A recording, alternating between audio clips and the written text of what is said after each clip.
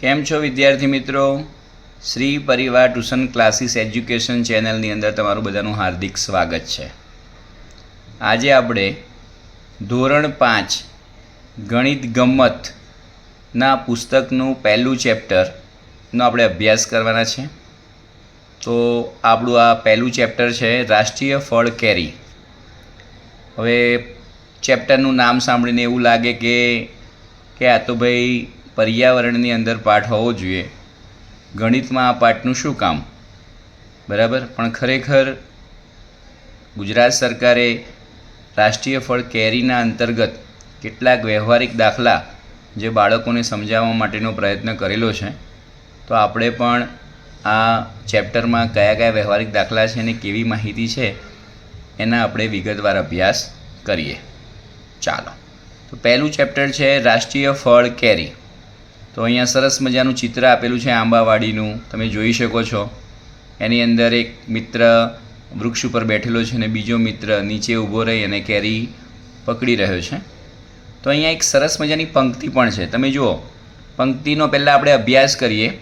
આપણે પંક્તિ છે કાંજી સૂણે કોયલ કેરી કુંજ કેરી બગીચે. ફરીથી પંક્તિ બોલું છું, કાંજી સૂણે કોયલ કેરી કુંજ કેરી બગીચે. તો આ પંક્તિની અંદર સરસ મજાના બરાબર 3 લીટીની અંદર આ પંક્તિ આપેલી છે અને આ પંક્તિની જે રચના છે તે કંઈક આ પ્રકારે મેં એનું વિસ્તૃત વર્ણન કરેલું છે. તો તમે જુઓ, તો પહેલી જે લીટી છે એની અંદર આપણે કાઉન્ટ કરીએ કે 1 2 3 4 5 5 અક્ષર આપેલા છે.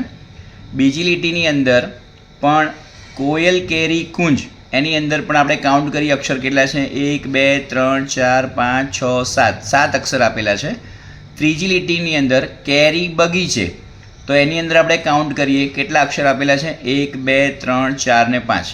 તો આ 5 7 5 બરાબર, 5 7 5 એવી રીતે 3 લીટીની અંદર કુલ ટોટલ 17 અક્ષર છે. કેટલા અક્ષર છે? 17 અક્ષર. તો આ 17 અક્ષરથી જે રચના થાય છે જે ગુજરાતી સાહિત્યની અંદર, બરાબર, તો એને કંઈક હાઇકુ તરીકે ઓળખાય છે. આ 3 પંક્તિઓની જે રચના છે, બરાબર, એને આપણે શું કહીશું? હાઇકુ. હવે આ ખાલી જગ્યાની અંદર પણ પરીક્ષામાં પૂછાય કે ભાઈ 3 પંક્તિઓની રચનાને ખાલી જગ્યા કહેવાય, તો આ હાઇકુ. આ હાઇકુ શું છે એવો પ્રશ્ન થાય દરેક વિદ્યાર્થીને. તો એ જાપાન દેશનું સાહિત્યિક સ્વરૂપ છે. જેમ આપણા ગુજરાતમાં ગઝલ સાહિત્ય સ્વરૂપ છે, એવી રીતે જાપાન દેશનું એક સાહિત્ય શું છે? સ્વરૂપ છે. તેનું બંધારણ છે ને એ 5 7 5 છે. કેટલું છે? 5 7 5. આ 5 7 5 એ આપણે જોયું કે પહેલી લીટીની અંદર 5 અક્ષર, બીજી લીટીમાં 7 અક્ષર, ત્રીજી લીટીમાં 5 અક્ષર, એમ ટોટલ મળી, બરાબર, તો 17 અક્ષર થાય છે. કેટલા અક્ષર થાય છે? 17. તો એ 17 અક્ષરનું એ તેનું શું છે? આ જાપાન સાહિત્ય સ્વરૂપનું તેનું બંધારણ છે. એટલે હાઇકુ લખવું હોય તો તમારે આ રીતે 5 7 5 અક્ષરની રચનાવાળું પંક્તિ તમે લખો એટલે જાપાનનું સાહિત્ય સ્વરૂપ હાઇકુ તો એ કહી શકાય છે. ચાલો, ત્યાર પછી એક પ્રશ્ન છે.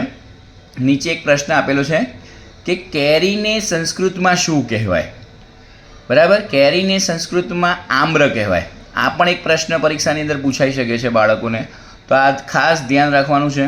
આ ચોપડીની અંદર જેટલા પણ આપણે સવાલો મૂકેલા છે, બરાબર, એ સવાલો આપણે વીણી અને એક કાગળ પર આપણે કંડારેલા છે. એની પણ આપણે સવાલની જવાબની પણ માહિતી આપીશું. બીજી એક આવી જ એક સરસ મજાની હાઇકુની પંક્તિ છે, મીઠી સુગંધી છું સોરઠની કેરી, હું છું કેસર. બરાબર, તો આ એ પણ એક સાહિત્ય સ્વરૂપ છે. આમાં પણ આપણે અક્ષરો કાઉન્ટ કરીએ તો 1 2 3 4 5, તો એના પણ 5 અક્ષર છે પહેલી લીટીમાં. બીજી લીટીમાં પણ જોઈએ તો 1 2 3 4 5 6 7, તો એમાં પણ 7 અક્ષર છે. ત્રીજી લીટીમાં જોઈએ તો 1 2 3 4 5, તો આ પણ એક જાપાનનું સાહિત્ય સ્વરૂપ હાઇકુની જ રચના કરેલી છે. તો આવી ઘણી બધી પંક્તિઓ આપણે બનાવી શકીએ છીએ અને લખી શકીએ છીએ. અહીંયા ઘણા બધા કેરીના આકારો આપેલા છે, તમે જોઈ શકો છો. બરાબર, તો કેરીને સંસ્કૃતમાં શું કહેવાય તેવો પ્રશ્ન આપણે એની ચર્ચા કરી. તો અહીંયા આપણે ફરીથી એકવાર પાછી ચર્ચા કરી લઈએ કે કેરીને સંસ્કૃતમાં શું કહેવાય છે. તો કેરીને સંસ્કૃતમાં આમ્ર કહેવાય છે. શું કહેવાય છે? આમ્ર. હવે આ કેરીના આકારો આપણને ક્યાં ક્યાં જોવા મળશે? બરાબર, તો એવો પ્રશ્ન પણ પરીક્ષાની અંદર પૂછાઈ શકે છે. 2 માર્ક્સમાં આ પ્રશ્ન પૂછાય. બરાબર, તો આપણે એનો જવાબ લખવો હોય તો શું લખી શકીએ? તો ચોપડીની અંદર આપેલા છે કે કેરીના આકાર આપણે ભરતગૂંથણ, રંગચિત્રોમાં, દાગીનાની ડિઝાઇનમાં પણ જોવા મળે છે. તો તમારા ઘરે તમારા મમ્મી જે દાગીના પહેરતા હોય, બરાબર, ડાયમંડનો હાર હોય, સોનાનો હાર હોય, તે એની પાંદડીઓ જે હોય ને તે કેરીના આકારની હોય છે. પછી ભરતગૂંથણ, રંગચિત્રો, ભીંતચિત્રો, બરાબર, તો આ બધી જ જગ્યાએ તમને કેરીના આકાર જોવા મળશે. બીજું છે ઘરમાં આવેલા પડદા, સાદડીઓ અને ભીંતચિત્રોની અંદર પણ વિવિધ પ્રકારના આપણને કેરીના આકારો જોવા મળશે. તો વિદ્યાર્થી મિત્રો, તમે પણ તમારા ઘરની અંદર જેટલા પણ પડદા છે, કપડાં છે, સાદડી છે, એની અંદર તમે જો ડિઝાઇન જુઓ, બરાબર, સોફાના પડદા છે, સોફાના કાપડ છે, તમારા ઘરમાં દિવાલ પર લગાવેલા પડદા હશે બારી પાસે, તો એની અંદર પણ આવી પ્રકારની ડિઝાઇન તમને કેરીના આકારમાં જોવા મળશે. ત્યાર પછી છે ભાત ચિત્રોમાં પણ કેરીના આકાર જોવા મળે છે. ઘણા બધા ચિત્રો, દિવાલ ચિત્રો હોય, ભાત ચિત્રો હોય, તો એની અંદર પણ તમને કેરીના આકારો આ પ્રકારે જોવા મળે છે. બરાબર, એટલે ઘણું બધું તમને આના આધારે માહિતી મળશે. જો આ પ્રકારના ડિઝાઇનો કાપડના પડદામાં, સાદડીમાં કે ભરતગૂંથણની ડિઝાઇનોમાં તમને જોવા મળશે. બરાબર, ચોપડીની અંદર સરસ મજાની ડિઝાઇનો દોરેલી છે, તો એની માહિતી પણ તમને બુકના માધ્યમથી આપણને પ્રાપ્ત થાય છે. અહીંયા સરસ મજાની 2 કેરી દોરેલી છે, એક પાકી કેરી છે ને એક કાચી કેરી. તો કેરીના આકારો પણ તમે જોઈ શકો છો. અહીંયા સરસ મજાના કેરીના આકારો મેં પાડેલા છે. અહીંયા આપણે વાત કરીએ ગુજરાતની અંદર, તો ગુજરાતમાં સૌથી વધારે જો કેરી કોઈ જિલ્લામાં થાય તો એ છે ગીર સોમનાથ જિલ્લો છે. તો એ પરીક્ષાની અંદર પૂછાઈ શકે છે. બરાબર, 2 માર્ક્સમાં આ અથવા તો 1 માર્ક્સની ખાલી જગ્યાની અંદર પણ પરીક્ષામાં પૂછાય કે ગુજરાતના કયા જિલ્લાની અંદર સૌથી વધારે કેરીનું ઉત્પાદન થાય છે? તો એ છે ગીર સોમનાથ જિલ્લો. કયો જિલ્લો છે?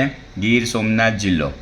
અને એની અંદર આવેલો તાલાળા તાલુકો એ કેસર કેરીના ઉત્પાદનમાં વિશ્વ પ્રસિદ્ધ છે. એટલે કેસર કેરી માટે તાલાળા તાલુકાની કેસર કેરી વિશ્વ પ્રસિદ્ધ છે.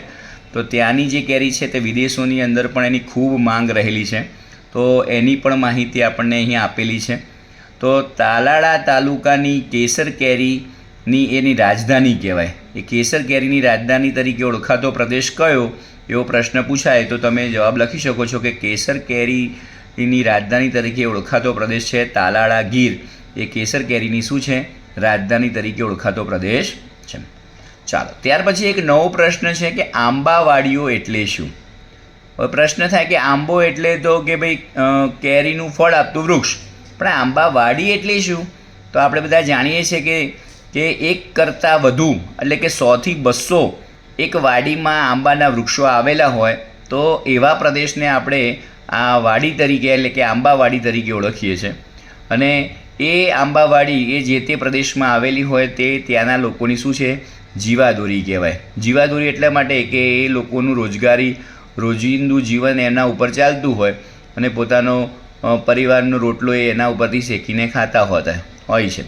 બરાબર, તો એને આપણે આંબાવાડી તરીકે ઓળખી શકાય છે. તો આવા પ્રશ્નો પહેલાં ચેપ્ટરની અંદર ઘણા બધા વિસ્તૃત માહિતીમાં આપેલા છે, તો એની આપણે સમજ મેળવી છે.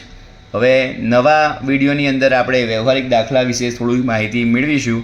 તો તમે જો નવા આ ચેનલ ઉપર આવેલા હોય તો જે વિદ્યાર્થીઓ નવા છે તે વિદ્યાર્થીઓ આ ચેનલને લાઈક કરશે, સબસ્ક્રાઈબ કરશે, જેથી નવા વિડીયો જ્યારે બને છે અને વ્યવહારિક દાખલાના જ્યારે વિડીયો બનતા હશે તો તરત જ તમને માહિતી મળી જશે. જો તમને આ વિડીયો ગમ્યો હોય તો વિડીયોને લાઈક કરો, સબસ્ક્રાઈબ કરી દો. Thank you.